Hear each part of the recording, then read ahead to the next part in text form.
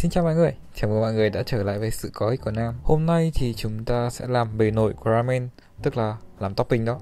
Hai loại topping được sử dụng nhiều nhất thì là trứng ngâm xì dầu và thịt xá xíu. Thế nên hôm nay mình sẽ chỉ cho mọi người cách làm cái đấy nhá.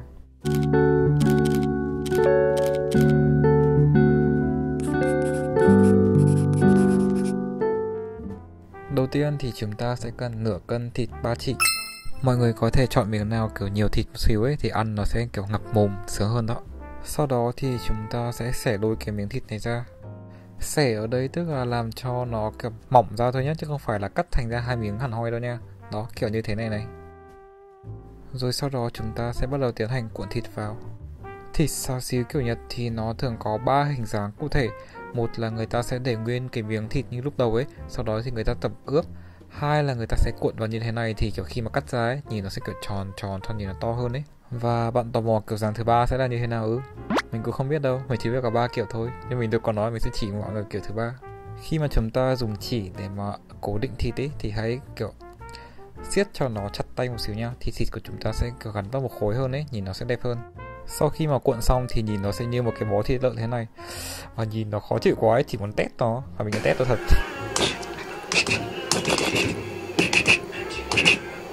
Sau khi đã hành hạ miếng thịt xong thì chúng ta sẽ dán nó qua một lần nhé. Việc dán qua này thì sẽ giúp cho cái miếng thịt của chúng ta nó chắc hơn ấy, và nó cũng giảm được một xíu mùi tanh từ cái thịt lợn này nữa. Không cần phải dán kỹ quá mức như kiểu dán để mà cho nó thịt nó chín hẳn luôn đâu. Chỉ cần dán qua cho đến khi các bề mặt nó màu vàng đều ấy là ok nhé. Tiếp theo thì chúng ta sẽ tiến hành làm phần sốt.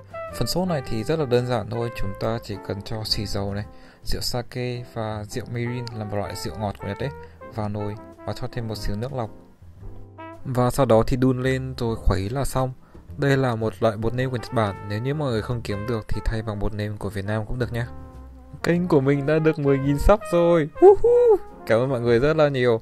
Kiểu mình cũng có một cái lộ trình kiểu mục tiêu ấy, và mục tiêu của mình là tháng 6 mới đạt được 10.000 sub lận. Cơ mà tự nhiên hôm trước được kiểu Ngoa caption lại cái tiêu đề trong cái đậu hũ ma bà ấy, xong rồi cái ảnh ấy hơi viral một xíu. Wow, xong rồi cả một đống người đăng ký luôn. Cảm ơn mọi người rất là nhiều nha.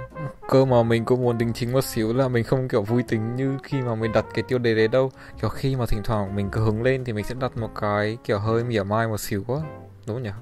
Nhưng mà mình không, mình dễ thương mà, mình không như thế đâu. Thế nên mọi người đừng có trông chờ quá nhiều thì có những cái caption kiểu cà khịa như thế nhá. Thỉnh thoảng sẽ có mà không phải lúc nào cũng có đâu. Xong rồi giờ mới nhận ra là ông gấu giỏi nhỉ. Sao lúc nào ông ấy cũng nghĩ ra được một cái câu cà khịa giỏi như thế nhỉ? Giỏi ghê cơ đấy. Sau khi chúng ta đã bỏ phần sốt và thịt vào thì chúng ta sẽ bắt đầu hâm nó nha. Thì phần hâm này sẽ rất là đơn giản thôi. Chúng ta chỉ cần bỏ nó vào trong một cái nồi cơm điện, đổ nước sôi vô, và sau đó thì bật nồi cơm điện ở chế độ giữ ấm. Trong vòng 4 tiếng là thịt chúng ta sẽ chín. Và sau 4 tiếng thì lấy thịt ra và bảo quản ở trong tủ lạnh. Tiếp theo thì chúng ta sẽ làm trứng lòng đào ngâm sốt tương. Một cách khó hiểu thì tự dưng cái món này sao dạo này hot vậy? Khó hiểu vậy. Thấy mấy người chuyên nghiệp ấy thì mọi người thường đục một cái lỗ ở dưới đáy của trứng để cho trứng nó đỡ bị vỡ ấy. Cơ mà mình chọc cả buổi nó có vỡ ra đâu. Thế là trong cơn bất lực thì mình bực mình và đem đi luộc luôn, khỏi phải đập điếc gì á, mệt. Chúng ta sẽ luộc trứng trong vòng 6 phút và cái này thì cần thời gian chính xác từng chút một nha. Thế nên mọi người hãy bấm thời gian trên điện thoại và canh nó nha. Sau 6 phút thì chúng ta cần cho trứng đang luộc vào trong một cái âu đá ngay nha, để mà ngăn cản lại cái quá trình nhiệt nó làm cho trứng nó bị chín thêm ấy. Và rồi thì đây là bước khó nhất, bóc vỏ trứng. Kiểu cái quả trứng nó mềm khủng khiếp ấy, mình bóc hỏng mấy lần lận đấy. Bên cạnh đó thì chúng ta có thể cho nó vào một cái âu và sau đó lắc nhẹ nhẹ để cho vỏ trứng nó vỡ bớt. Thì khi mà chúng ta tách cái lòng trắng trứng với cái vỏ thì nó sẽ dễ hơn. Cuối cùng thì chúng ta sẽ có 3 quả trứng xinh xắn và mềm mềm. Sốt để mà ngâm cho quả trứng thì nó cũng gần như là easy với cái phần sốt mà làm để ngâm thịt thôi.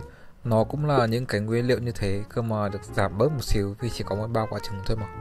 Thực chất thì hôm nay lúc đầu mình cũng định làm một kiểu bát ramen tử tế ấy, kiểu làm cả nước dùng các thứ. Mình cũng làm nước dùng rồi, mình cũng đi mua nguyên liệu, mất 500.000 lận đấy, cơ mà cuối cùng thì cái vị nó không ngon lắm. Mình cũng có biết có một công thức làm nước dùng, tại vì mình làm ở quán sushi ý. Và quán sushi đấy là quán sushi đồng giá 20.000 một đĩa, và nó có bán ramen với giá 60.000 nữa. Cơ mà bạn làm sao có thể tin được một bát ramen làm bởi quán sushi được cơ chứ. Mình đã quá ngây thơ. Sau khi mà đổ sốt ngập trứng thì chúng ta sẽ bọc nó lại và ngâm qua đêm nha. Và đây là ngày hôm sau. Đầu tiên thì chúng ta cần đổ hết cái nước này đi nha, vì nó có dính một xíu chất bẩn khi mà nó tiếp xúc với cả thịt lợn sống ấy. Sau đó thì chúng ta sẽ tiến hành gỡ cái phần chỉ này ra. Và đây là miếng thịt của ngày hôm nay. Nhìn nó to khủng khiếp ấy. To phê gì đâu à. Mọi người có thể cắt nó kiểu mỏng mỏng dính cho nó giống ngoài hàng cũng được, hoặc là cắt miếng bảng to ấy, ăn cho ngập mồm cho sung sướng luôn. Nghĩ lại mà thèm. Sau khi mà chúng ta đã cắt thịt xong thì chúng ta sẽ đi khò lửa nhé.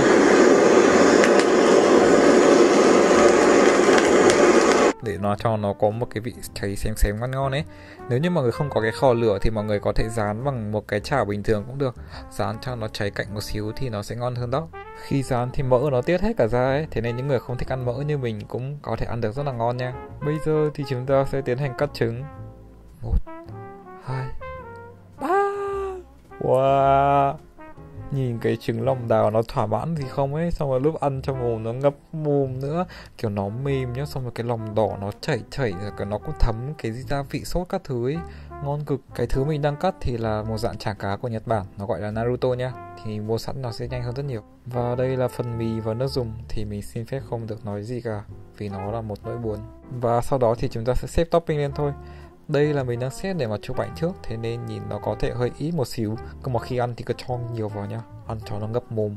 Đã cuộc đời, mất công làm rồi thì chớ. Và bây giờ là đến câu châm ngôn của ngày hôm nay. Hãy chuẩn bị tinh thần đi vì nó cực kỳ hay. Một bát ramen mà không có nước dùng ramen nhưng mà lại có đầy đủ topping ramen gọi là ramen, hay là biến đổi của ramen, hay là ramen mà không phải là ramen nhưng lại là ramen. Nếu mình không làm đầu bếp thì mình sẽ làm một rapper. Cảm ơn mọi người vì đã xem đến tận đây. Dù đây không phải là công thức làm ramen truyền thống cơ, mà mình thấy những cái topping này rất là ngon luôn, và ăn với cơm cực kỳ tốn cơm luôn vì nó ngon khủng khiếp ấy. Thế nên nếu có làm thử thì hãy tag mình trên Instagram hoặc là gửi feedback cho mình nha. Hẹn gặp lại mọi người trong các video tiếp theo. Bye bye.